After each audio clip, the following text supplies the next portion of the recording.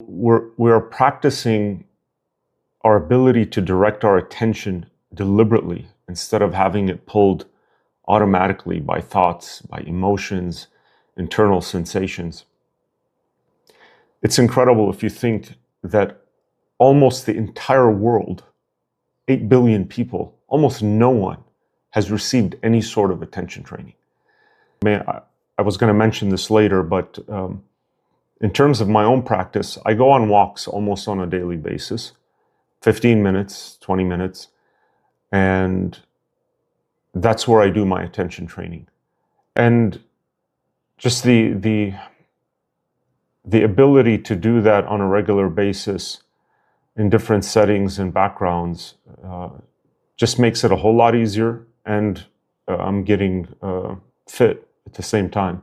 And you could do that at home. Sometimes I do this training when I'm relaxing at the end of the night.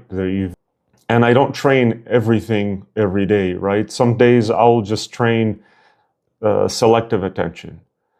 And some days I'll train divided attention, and then some days I'll just work on switching. You can mix it up. You can do whatever you like. You can gamify it, make it fun for you. And notice the changes and the improvements in your day-to-day life. It's just incredible. We'll talk about that in a minute. So this attention training is one of the most valuable skills I've learned in my entire life. I can say that with confidence. And I've been through graduate school. I'm a lifelong learner. I've gotten all sorts of certifications. Everything pales in comparison to this. And I began noticing that my mind, in general, just felt less sticky. You have more control. It's less sticky, right?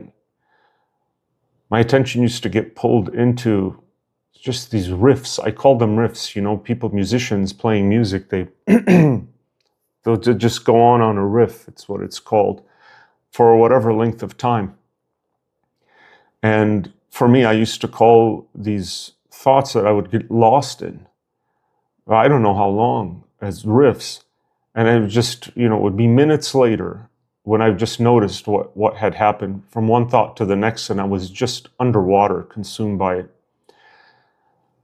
Today, it's not so.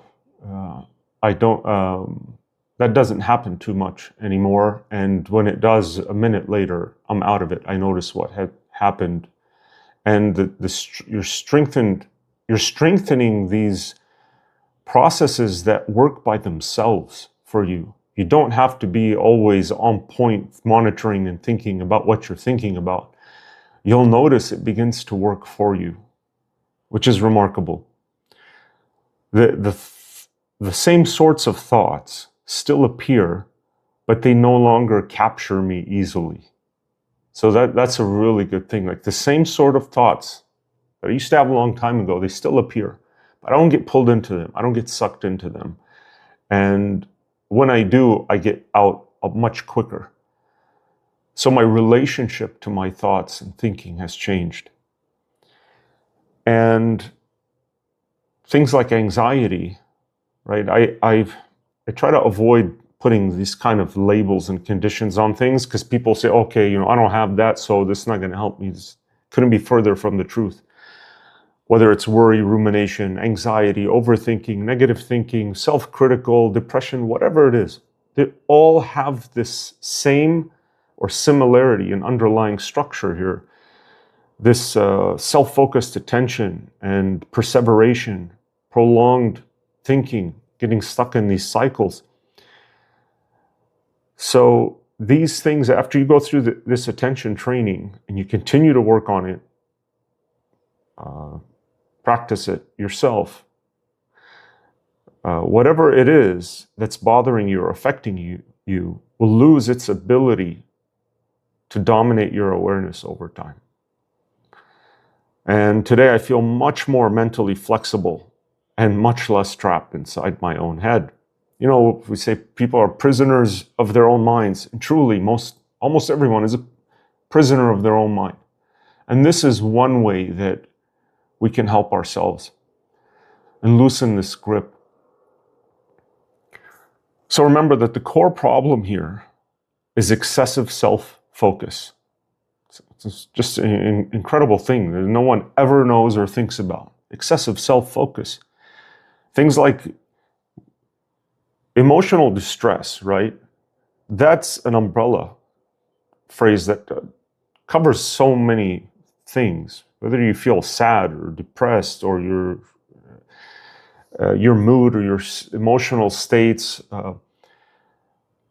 whatever they be, anxious, and so on, they are strongly associated with self-focused attention, inward-directed attention instead of external.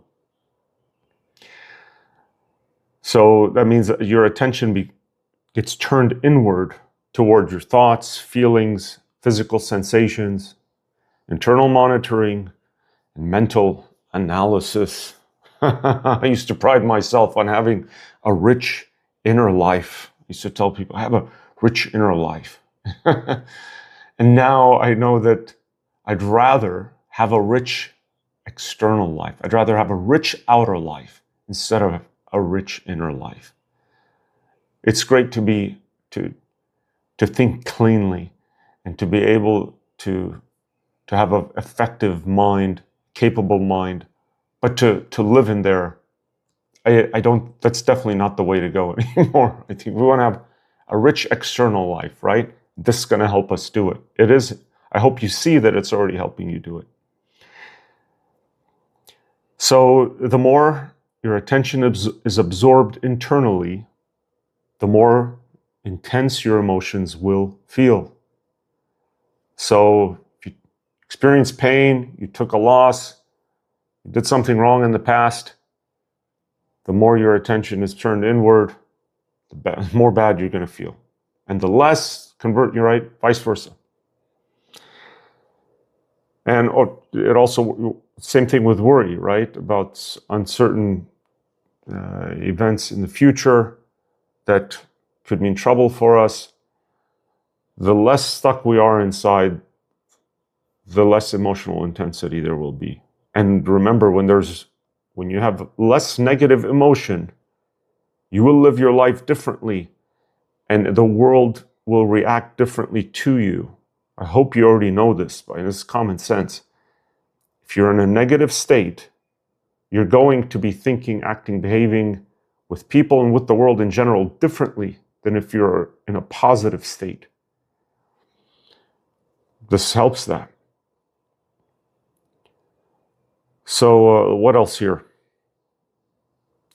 By the way, when your attention is consumed by internal processing, self-focus processing, this inward focus, these repetitive thinking cycles, my favorite word, perseveration.